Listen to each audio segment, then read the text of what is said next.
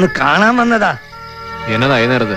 പടച്ചോനെ എന്ന് വിളിച്ചാലും തമ്പുരാനെ എന്ന് വിളിച്ചാലും വിളി കേൾക്കുന്ന ഒരു ദൈവം ഉണ്ടല്ലോ, ആ ദൈവം പൊറുക്കൂല തോന്നും.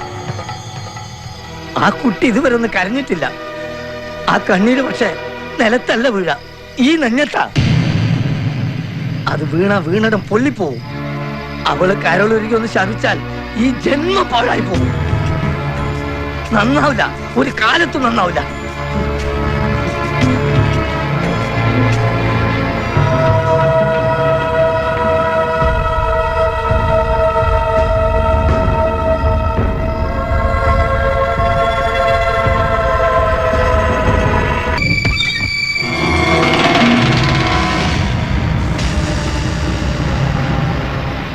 മയ്യത്ത് അടക്കുന്നതിന് മുമ്പ് എത്തണമെന്നുണ്ടായിരുന്നു.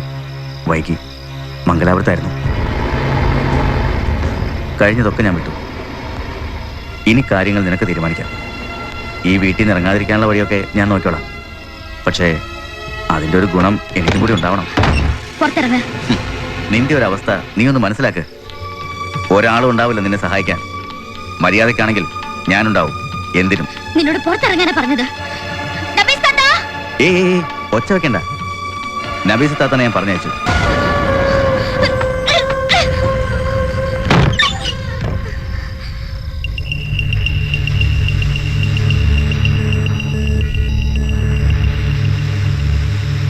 സാറിനിപ്പോ എന്ത് വേണം? എനിക്കിപ്പോ ഒന്നും വേണ്ട, അതുപോലെ തനിക്കും ഇപ്പൊ ഒന്നും വേണ്ട. തനിറങ്ങിക്കോ.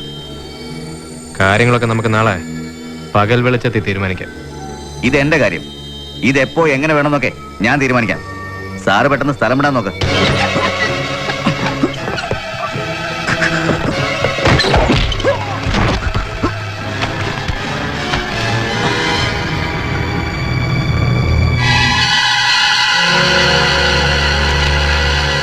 പോലീസുകാരന്റെ തോക്ക.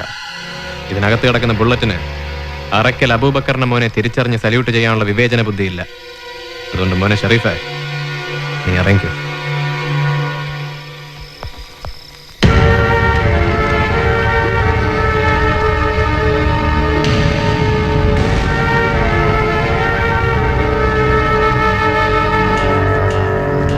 സോളമന വീട്ടിലുള്ളിടത്തോളം കാലം ഒരു നായിന്റെ മോനും ആ സമയത്ത് ഇവിടെ കയറി വരില്ല. പിന്നെ അന്ന് തോന്നിയൊരു ദേഷ്യത്തിന്റെ പുറത്ത് അങ്ങനെയൊക്കെ ചെയ്തു പോയത്. ഒന്നും വേണമെന്ന്.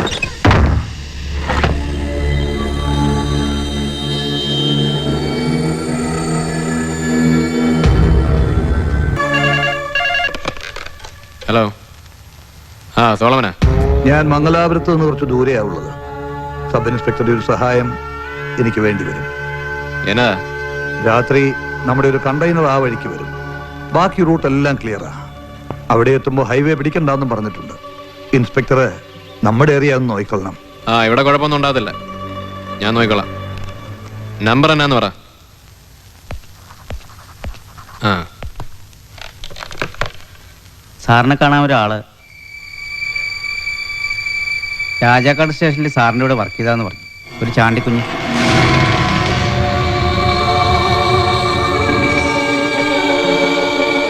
എവിടെ?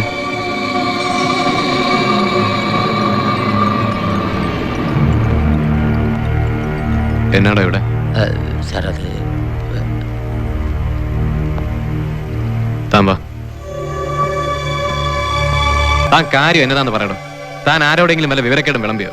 ഞാൻ ആരോടും പറഞ്ഞിട്ടില്ല സാർ. പക്ഷെ അയാൾക്ക് എന്തോ സംശയമുണ്ട്, ആ ഉമ്മച്ചന്. കുറച്ചായിട്ട് അയാളെന്റെ പുറകെ തന്നെയാ. അയാള് പുറകെ നടക്കട്ടോ. ഉമ്മച്ചനല്ല ദൈവം തമ്പുരാൻ വിചാരിച്ചാലും ആരും ഒന്നും അറിയാൻ പോകുന്നില്ല. താൻ വാ തുറന്നാലല്ലാതെ. താൻ ധൈര്യമായിട്ടിരിക്കെ. അതല്ല സാർ, അയാൾ മറ്റു വഴിക്കൊക്കെ എന്നെ നിർബന്ധിച്ച് കാര്യം പറയിക്കാനുള്ള ശ്രമത്തിലാ. മറ്റു വഴിക്കെന്ന് വെച്ചാ? അടുത്ത ആഴ്ച എന്റെ മോളെ കല്യാണം ഉറപ്പിച്ചേക്കുക. കൊടുക്കാവുന്നേറ്റ സ്ത്രീധന തുകയും സ്വർണവും കൊടുക്കേണ്ടത് മറ്റന്നാളാ. സഹകരണ ബാങ്കിൽ ഞാനൊരു ലോണിന് അപേക്ഷിച്ചിരുന്നു 5 ലക്ഷത്തിന്. നാളെ അത് കിട്ടാവുന്നും വെച്ചതാ. പക്ഷേ ഉമ്മച്ചന്റെ ആൾക്കാരല്ലേ ഭരണസമിതിയിൽ. എന്റെ പേരിലുള്ള ഈ സംശയം വെച്ച് ഉമ്മച്ചൻ അത് ബ്ലോക്ക് ചെയ്യിച്ചു. ലോൺ കിട്ടാനിപ്പം വേറെ ചില നിയമ തടസ്സങ്ങളുണ്ടെന്നാ ബാങ്കുകാർ പറയുന്നത്. നാളെ ഈ പറഞ്ഞ 5 ലക്ഷം കിട്ടിയില്ലേല് കല്യാണം മുടങ്ങും. എങ്കിൽ പിന്നെ ഞാൻ ജീവിച്ചിരുന്നിട്ട് കാര്യമില്ല. സാറൊന്ന് മനസ്സ് വെച്ചാൽ. എനിക്ക് എന്നാ ചെയ്യാൻ പറ്റുള്ളൂ? ബാങ്കിലോ ഭരണസമിതിയിലോ എനിക്ക് അങ്ങനെ ഹോൾഡൊന്നും ഇല്ലല്ലോ. അതല്ല സാർ, എങ്ങനെയാലും ഒരു 5 ലക്ഷം രൂപ എനിക്ക് തരണം. സാറ് വിചാരിച്ചാൽ നടക്കും. എന്റെ മുന്നിൽ മറ്റൊരു വഴിയില്ല. താൻ എന്നതായി പറയുന്നത്? ഈടോ 5 ലക്ഷം രൂപ എന്ന് പറഞ്ഞാൽ ഞാനിപ്പോ എവിടെ ഉണ്ടാക്കാനാ? എന്ന് പറഞ്ഞാ എന്റെ അവസ്ഥ സാറൊന്ന് ആലോചിച്ച് നോക്ക്. ഇത് നടത്താൻ ഒത്തില്ലേ? ഞാൻ പറഞ്ഞല്ലോ, ആത്മഹത്യയെ വഴിയുള്ളൂ.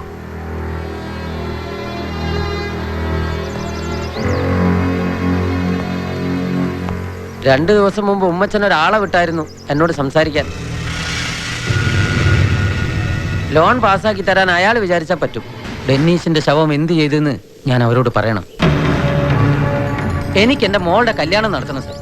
അതിനൊന്നെങ്കിൽ സാറ് സഹായിക്കണം, അല്ലേല് ഞാൻ നേരെ പോയിട്ട് ഉമ്മച്ചനെ കാണേണ്ടി വരും. ബ്ലാക്ക്മെയിൽ ചെയ്തോടാ റാസ്കൽ. കൊന്നുകളയും ഞാൻ. സോളമനെ നിനക്ക് ശരിക്കും അറിയാഞ്ഞിട്ടാ. സാറ് ചുമ്മാ ശോഭിച്ചിട്ട് കാര്യമൊന്നുമില്ല. സംഭവം വെളിയിലായാൽ സാറ് മാത്രമല്ല, ഞാനും തൂങ്ങേണ്ടി വരും.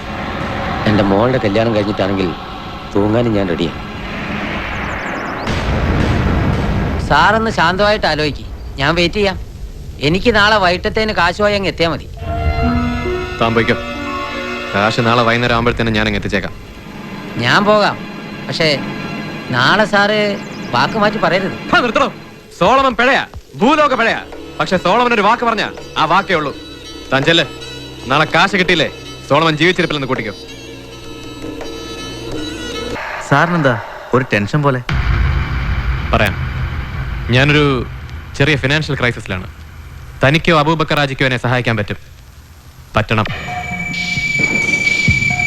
പണമായിട്ടോ പ്രത്യോപകാരമായിട്ടോ ഞാൻ തിരിച്ചു തരും. ഒരു 5 lakhs.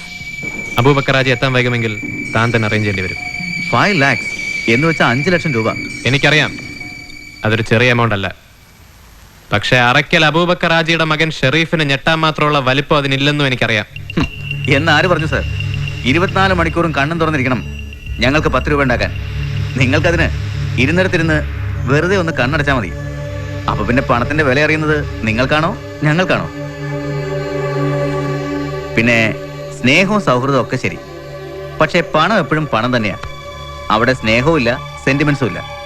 ഇത് ഞാൻ പറഞ്ഞല്ല, സബ് ഇൻസ്പെക്ടർ സോളമൻ സാറിന്റെ തിയറിയാ.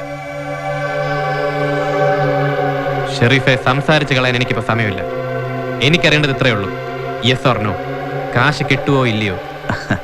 ഞാൻ ഇത്രയും പറഞ്ഞതിന്ന് സാറിനത് മനസ്സിലായില്ലെങ്കിൽ പിന്നെ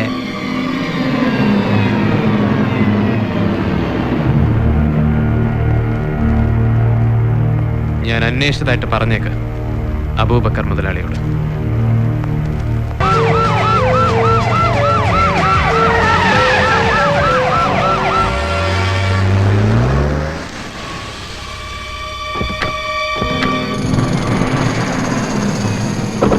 ഷെറീഫെ, കാര്യമൊക്കെ ശരി തന്നെ. തന്റെ ഉപ്പ അബൂബക്കർ ഹാജി എന്നെ വിളിച്ചു പറഞ്ഞു പ്രശ്നമൊന്നും ഉണ്ടാകത്തില്ല എന്ന് ഞാൻ വാക്ക് കൊടുക്കുകയും ചെയ്തു. അതൊരു വിശ്വാസം. അതേ വിശ്വാസത്തിന്റെ പുറത്ത് എനിക്കൊരു പ്രശ്നം ഉണ്ടായപ്പോ ഞാൻ ഓടിക്കേറി വന്നതെങ്ങോട്ടാ? അപ്പൊ വിശ്വാസം അങ്ങോട്ടും ഇങ്ങോട്ടും പോയി. അതുകൊണ്ട് ഇനി നിങ്ങൾക്ക് നിങ്ങളുടെ വഴി, എനിക്ക് എന്റെ വഴി, അതായത് നിയമത്തിന്റെ വഴി. അങ്ങനെ അബൂബക്കർ ഹാജി അകത്താക്കിയിട്ട് ഈ സ്റ്റേഷൻ സ്വസ്ഥമായിട്ട് ഭരിക്കാൻ തോന്നുന്നുണ്ടോ സാറിന്? അത് കള. ഈ കസേര ഞാൻ ഉണ്ടേ ഞാൻ ഭരിക്കുകയും ചെയ്യും. ആ കാര്യത്തിൽ അറക്കൽ അബൂബക്കർക്കോ മോനോ ഒരു സംശയവും വേണ്ട. പക്ഷെ അകത്താക്കുന്ന കാര്യം നമ്മൾ ഇതുവരെ തീരുമാനിച്ചില്ലല്ലോ. അതിനിയും വഴി കിടക്കുമല്ലയോ? മിനിമം ഒരു 1.5 കോടിയുടെ മുതലുണ്ടാ വണ്ടിക്കകത്തെന്ന് എനിക്കറിയാം. എത്ര കിട്ടണം? 25 എന്ന് വെച്ചാൽ 25 lakh. അത് കിട്ടി ആലോചിക്കാം. 25 രൂപ ഇല്ലാതെ ഈ ലോറി ഞാൻ ഇറക്കിക്കൊണ്ട് പോകും. കാണോ? നീ കൊണ്ടുപോകല. നിന്റെ ഉപ്പ അറക്കൽ അബൂബക്കർ ഹാജി ചിലപ്പോൾ കൊണ്ടുപോയിരിക്കും. പക്ഷെ അത് കൊണ്ടുപോയി അനുഭവിക്കാൻ അയാൾക്കൊരു അനന്തരാവകാശം ഉണ്ടാകത്തില്ല. ലോറി ഗേറ്റ് കിടക്കുന്നതിന് മുമ്പ് ആ കാര്യം ഞാൻ ഉറപ്പുവരുത്തിയിരിക്കും. Hello, sub ഇൻസ്പെക്ടറാ? ഞാൻ തപ്പിക്കൊണ്ടിരിക്കുവായിരുന്നു. എവിടെ ഉണ്ട് ഇപ്പോ? ഞാനിപ്പോ വീട്ടിലെത്തിയതേ ഉള്ളൂ. കാര്യം പറഞ്ഞു. എന്താ വേണ്ടെന്ന് വെച്ചാൽ നമുക്ക് ചെയ്യാം. നിങ്ങൾ ലോറി വിട്. രാവിലെ ചരക്ക് അവിടെ എത്താനുള്ളതാ. ലോറി ഞാൻ വിടാം. പക്ഷെ ഒരു എമൗണ്ട് ഞാൻ ഷെറീഫിനോട് പറഞ്ഞിട്ടുണ്ട്. 10 പൈസ അതിൽ നിന്ന് കുറയല്ല. ഒന്ന് ഇതുവരെ വന്നാ നമുക്ക് കാര്യങ്ങൾ സെറ്റിൽ ചെയ്യാം. എന്തേ? ഞാൻ വരാം. പക്ഷെ മുതലാളി സോളമനെ കളിപ്പിക്കാന്ന് വിചാരിക്കുന്നുണ്ടെങ്കിൽ കാൽപ്പാട് കണ്ടാൽ അത് പുലിയാണോ പൂച്ചയാണോ എന്ന് മനസ്സിലാക്കാനുള്ള വിവരമൊക്കെ പടച്ചോ നമുക്ക് തന്നിട്ടുണ്ട്. നിങ്ങൾ വരെയും ജയിക്കാൻ എന്ത് വഴിയും നോക്കും. അതിന് ഇന്ന വഴിയൊന്നൊന്നുമില്ല. പക്ഷേ തോറ്റു എന്നുറപ്പായ പിന്നെ കളിക്കാൻ നിൽക്കരുത്. അത് മനസ്സിലാക്കാനുള്ള ഒരു സാമാന്യ ബുദ്ധി ഉണ്ടാവണം. അതാ ഓനില്ലാണ്ടായി പോയത് എൻ്റെ ചെക്കന്. ഇതാ 25 ലക്ഷം തികച്ചുമുണ്ട്. നേരത്തെ ചോദിച്ചപ്പോൾ 5 തന്നിരുന്നെങ്കിൽ ഇപ്പൊ 20 ലാഭമായനെ. പറഞ്ഞിട്ട് കാര്യമില്ല. 25 തികച്ചും പോണമെന്നായിരിക്കും അറക്കൽ അബൂബക്കർ ഹാജിയുടെ വിധി. പോകാൻ വരട്ടെ. നമ്മൾ ചെയ്യേണ്ട കാര്യം നമ്മൾ ചെയ്തു. ഇനി നിങ്ങൾ ചെയ്യേണ്ട കാര്യം നിങ്ങൾ ചെയ്തിട്ട് പൊക്കോളി.